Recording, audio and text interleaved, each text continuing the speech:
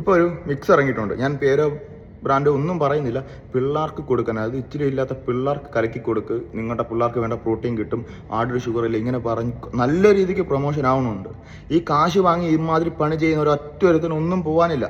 മനസ്സിലായില്ലേ? അത് നിങ്ങൾക്കേ പോകത്തുള്ളൂ. ഇത് വാങ്ങിക്കൊടുത്ത് നിങ്ങളുടെ പിള്ളേർക്ക് എന്തെങ്കിലും വന്നാൽ നിങ്ങൾക്ക് മാത്രമേ പോകത്തുള്ളൂ. ഈ പറയുന്നവന്മാർക്ക് ആർക്കും പോകത്തില്ല. കാശ് കിട്ടിയാൽ എന്ത് പണിയും ചെയ്യുന്നതാണ്.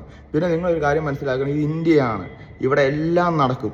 ബാക്കി നമ്മൾ കുഞ്ഞിലെ തൊട്ട് കൊടുക്കുന്ന ഡോക്ടേഴ്സ് പറയുന്ന സാധനം കൊടുക്കുന്നതിൻ്റെ ന്യൂട്രീഷൻ കണ്ടന്റ് ഇവിടത്തെയും വേറൊരു രാജ്യത്തെയും കൂടെ എടുത്തു നോക്കിയാൽ നിങ്ങൾക്ക് അതിൻ്റെ ഡിഫറൻസ് മനസ്സിലാവും. മനസ്സിലായില്ലേ? അതുകൊണ്ട് ഇവിടെ എന്തും നടക്കും.